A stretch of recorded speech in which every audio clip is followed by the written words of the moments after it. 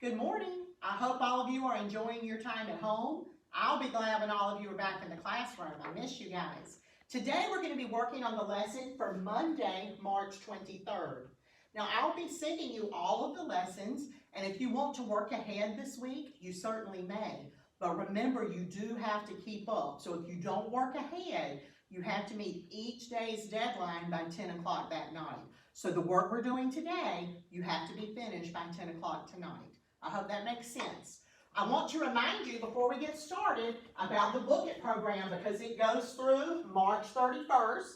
I've been doing my reading. I hope you've been doing yours. So remember to keep up with your sheet. You'll turn that in when we come back, and everybody who has completed that will get a Pizza Hut coupon. Also, remember those of you that have read every month, we've got JR, Jana, Giselle, Mackenzie.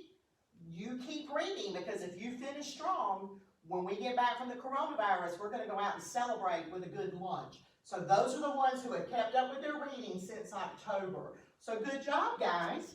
Go ahead and get out your grammar books and turn to page 231. We won't be doing spelling this week, but we will pick back up with spelling next week, okay?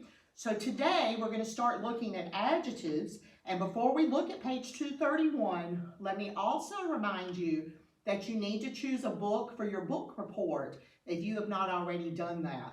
So you may choose any genre. It can be fiction or nonfiction. It does need to be on your reading level. It needs to be a book that you haven't read before, and it needs to have at least 100 pages. So don't forget that. If you don't have a book at home, you're welcome to come up here to the school library and check one out. If you need to do that, just have mom or dad contact me and we'll set up a time, and then that way either Mrs. Navarre or I can meet you here at our library. So by Friday, you need to select a book. Before we look at page 231, let's talk about what adjectives are. First of all, we have to remember what nouns and pronouns are. We've studied nouns, and a noun is the name of a person, place, thing, or idea, like girl, desk, school, home. Those are nouns. Pronouns are words that take the place of nouns, like she, he, them, it. Those are pronouns. Today we're going to start studying adjectives, and adjectives are words that describe or modify nouns or pronouns. So for example, I have a little Duncan Munchkin here. If you were to describe this Duncan Munchkin, how would you describe it? Say some words out loud. Small, chocolate, round, sweet, delicious. Those are all words that describe this Duncan Munchkin. And because this is a noun, every word that you use to describe it is an adjective. Now let's look at what the book has to say. An adjective describes a noun or a pronoun. Adjectives make sentences more interesting because they tell what kind or how many. In a diagram, an adjective goes below the word it describes. Most adjectives come before the noun they describe. Some adjectives end like a verb with ed or ing. So if you look at the diagram example on page 231, we already know how to diagram the subject and the verb and the direct object. If you have an adjective that's describing the subject, you draw a slanted line and it goes right under the subject. If you have an adjective that describes the direct object, you draw a slanted line under the direct object and you write the adjective there. Look at the example that they give you on page 231. Darkened skies can signal big storms. The subject is skies, the verb is can signal, and then the direct object is storms. When you look at that sentence, you think, what kind of skies? And we see darkened. So darkened is an adjective that describes skies. So on the diagram, you draw a slanted line under skies and you write the word darkened. Notice it's capitalized because it's capitalized in the sentence. Remember, when we diagram, we never capitalize anything unless it is capitalized in the sentence, and then we have to. Also remember, there's no punctuation in diagrams. So skies is the subject, can signal is the verb, storms is the direct object. And we know that because we say skies can signal what? Storms. So storms is the direct object. What kind of storms?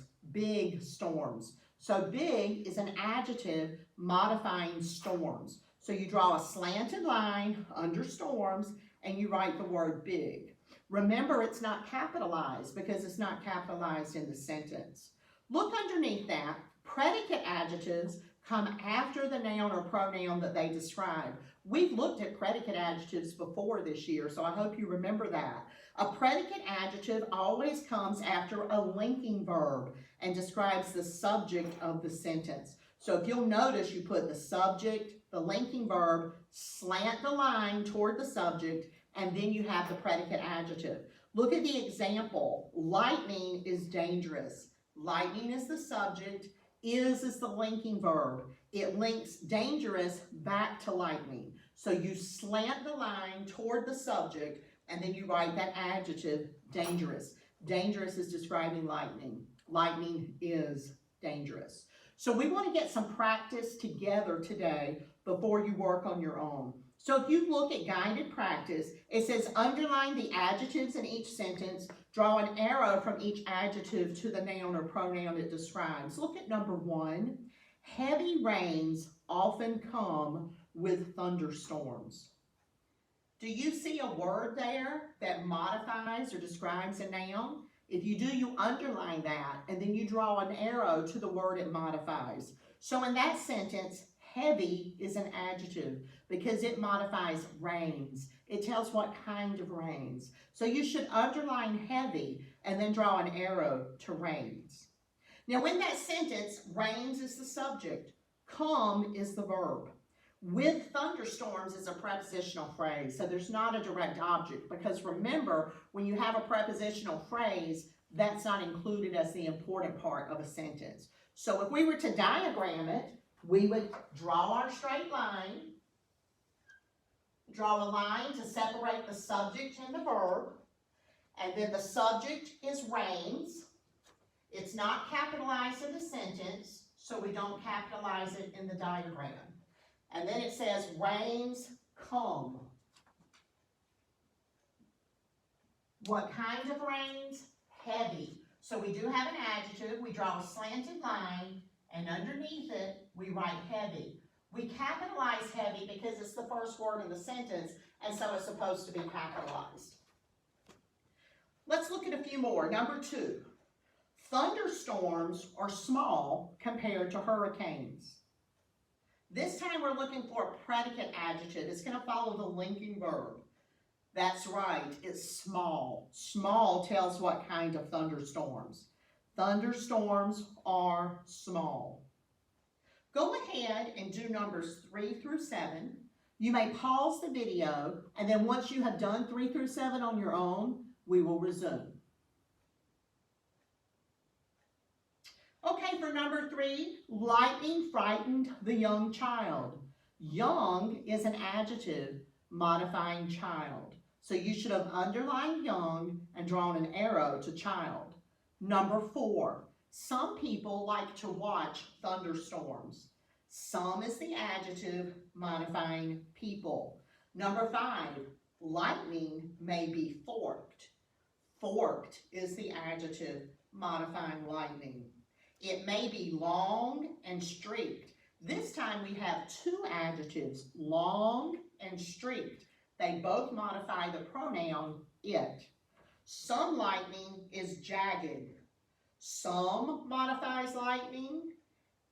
And then jagged, if you underline that, that is correct. It's a predicate adjective, and it also modifies lightning. So let's take number 7 and diagram that one.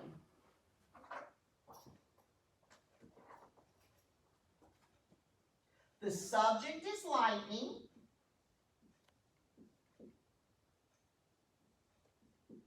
The linking verb is.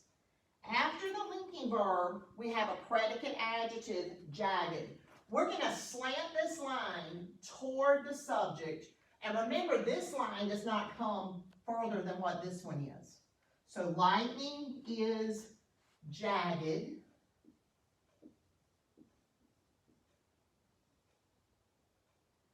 And then some lightning. Some is capitalized because it's the first word in the sentence. So you're able to diagram the whole sentence. Some lightning is jagged.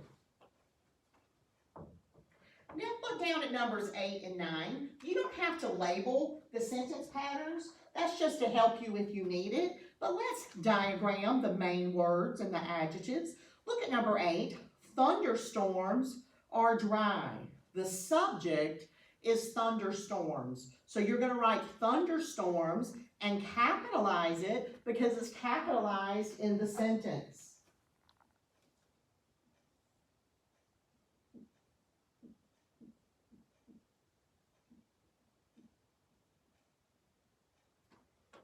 And then we have thunderstorms are dry.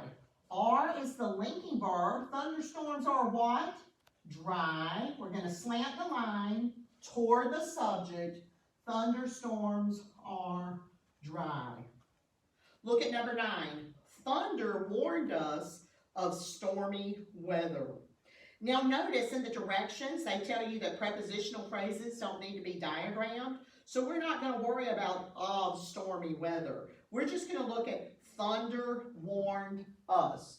This time we don't have any adjectives. We just have thunder as the subject, warned as the verb, warned who or what? Us.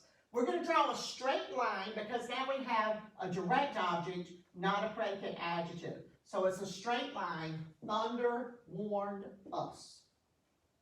Turn to page 232. You're going to do this whole page, and then I want you to scan it and email it to me, or if you decide to type it on your own and email it, either way. But you are going to do all of page 232. So let's look at the directions. Underline each adjective, then draw an arrow from the adjective to the noun or pronoun that it describes. So you're going to do that for numbers 1 through 7. And then for 8, 9, and 10, you're going to diagram these sentences. You don't have to diagram prepositional phrases. You will diagram the subject, the verb, and any adjectives that you see. So you'll do numbers 8 through 10. And then for a bonus, you may do apply and write. Write 2 sentences using adjectives to describe a thunderstorm or another type of storm you are familiar with. Do all of page 232 now. Don't forget to either scan and email it to me or type your answers and email that to me. When you're finished with that, resume this video because we still have to do reading and creative writing. Get busy.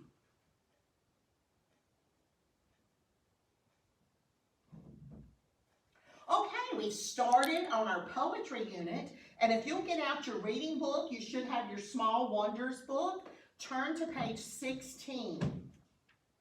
Today, we're going to be working on the limerick.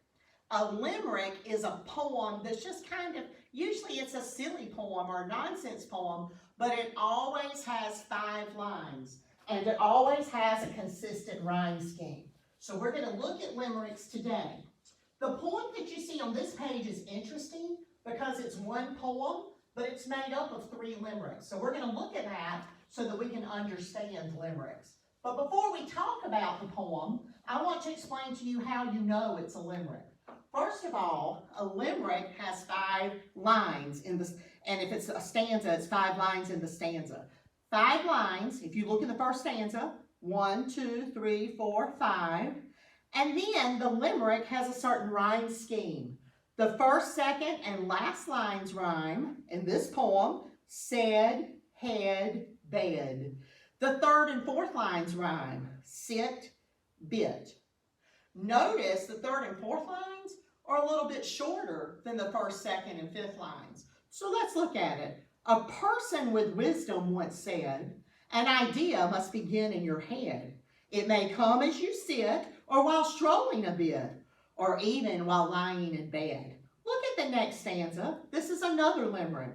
Notice there are 5 lines. The rhyme scheme, see, need, and deed rhyme, and then think and drink rhyme. An idea is a lot like a seed. To get started, it's all that you need. Each time that you think, your idea takes a drink until it's grown big, yes indeed. Did you notice that both of those stanzas sound the same? A limerick always sounds like this. Ta-da-da-da-da-da-da, ta-da-da-da-da-da-da, ta-da-da-da-dee, ta-da-da-da-dee, ta-da-da-da-da-da-da. Say that with me. Ta-da-da-da-da-da-da, ta-da-da-da-da-da-da, ta-da-da-da-dee, ta-da-da-da-dee, ta-da-da-da-da-da-da. Let's do it one more time. Ta-da-da-da-da-da-da, ta-da-da-da-da-da-da. Ta-da-da-da-dee, ta-da-da-da-dee, ta-da-da-da-da-da-da. Go back to those two. A person with wisdom once said, an idea must begin in your head. It may come as you sit, or while strolling a bit, or even while lying in bed.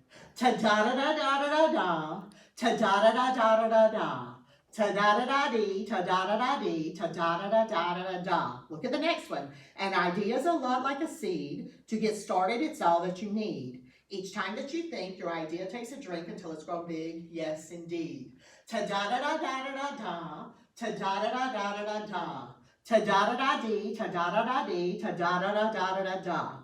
That is a limerick. So we've looked at 2 good examples.